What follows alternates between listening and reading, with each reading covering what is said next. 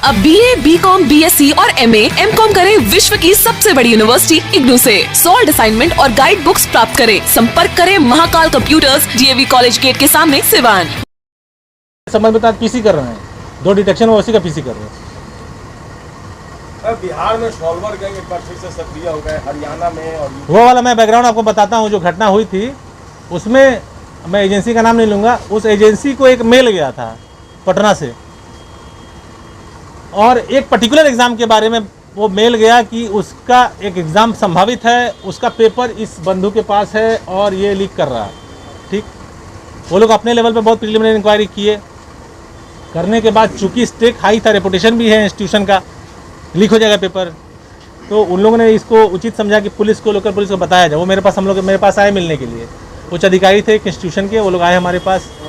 हम लोग उनकी बात 2-3 घंटे बाद हम लोगों की हुई, और बातों से ये लगा, ये स्पष्ट हुआ कि ये मिस्चीफ वाला ही मैटर लग रहा है। हाँ, ये जिनकी तो इशारा कर रहा है उसका इतिहास हम लोग के पास था, लेकिन जिस तरह की कम्युनिकेशन थी उससे ये स्पष्ट हो रहा था कि लीक तो पेपर नहीं हुआ है।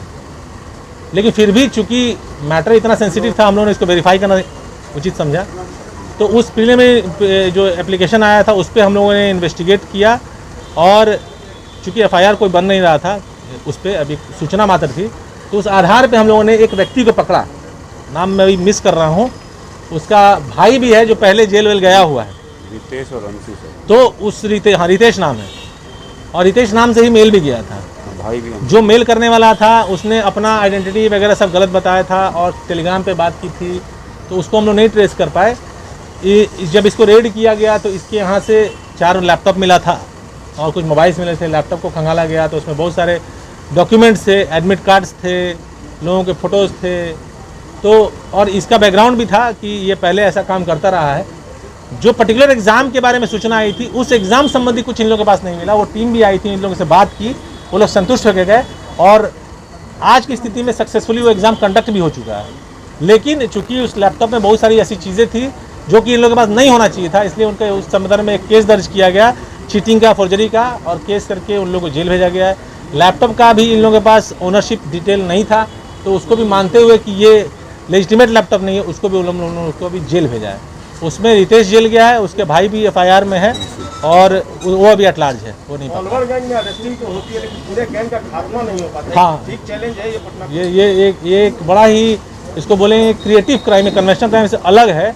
इसमें एविडेंस जुटाना भी थोड़ा मुश्किल हो पाता है, और इसमें जिस तरह से साइबर क्राइम है, इसको एकदम एक साइबर क्राइम तो नहीं कहेंगे, लेकिन उसी से पैरेलल क्राइम है, जिसमें कि जो विक्टिम्स हैं वो जानबूझ के शिकार बनते हैं। उनको पता है, जैसे हम लोगों ने फर्स्ट डे घटना के टाइम पे भी किया था, वो केस प्रथम दृष्टया देखने के बाद ही जो चीज़ें आई थी, मैंने वहाँ पे पब्लिक एट लार्ज को, जो व्यवसायी वर्ग है, उनसे ही मेरी बात हुई थी, और मीडिया संबंधी भी वहाँ पे थे, उन लोगों को मैंने ब्रीफ में बताया भी था।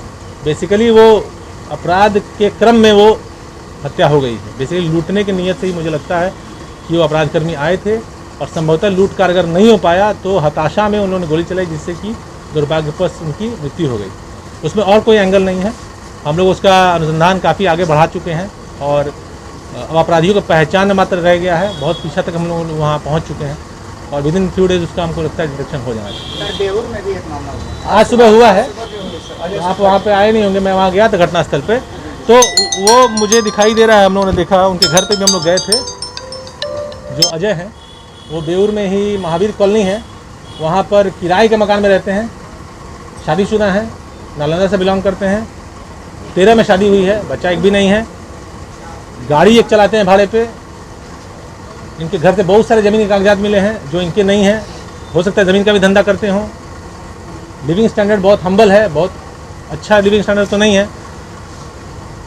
जो घटनाक्रम हम लोग देखे उससे ये दिखाई दे रहा है कि जो लोग आए हैं उनको ये पहले से पहचान रहे थे। इससे ज़्यादा मैं आपको नहीं बता पाऊंगा, बिकॉज वो सब एविडेंस की बात है। तो अब हम लोग इनके ऊपर और इनके इकोसिस्टम पे हम लोग रिसर्च करेंगे कि किससे किससे इनका तारतम्य था, और उससे केस निकल के आ जाना चाहिए। इसमें ज़्यादा टाइम नहीं लगेगा। तंत्र मंत्र के बादशाह, भारत के जाने माने सर्वश्रेष्ठ गुरु खान जी, मिलेगा हर समस्या का समाधान गारंटी के साथ। पहले तो मेरा व्यापार ठीक ठाक चल रहा था, मगर पिछले 1 साल से इतना घाटा लगा, मेरा मकान, दुकान, फैक्ट्री सब बिकने की नौबत आ गई। तब मैं बाबा जी से मिला, चमत्कार ही कहूँगा, 2 महीने के अंदर काया पलट हो गई। और आज मेरा व्यापार पहले से बहुत बेहतर है। मेरा अफेयर एक लड़के के साथ था जो मेरे ऑफिस में ही था। हम शादी करना चाहते थे पर उनके घर वाले मान नहीं रहे थे। मैं बाबा जी की शरण में आई। 1 महीने में ही उनके घर वाले मान भी गए और हमारी शादी भी हो गई। सभी समस्याओं का समाधान गुरु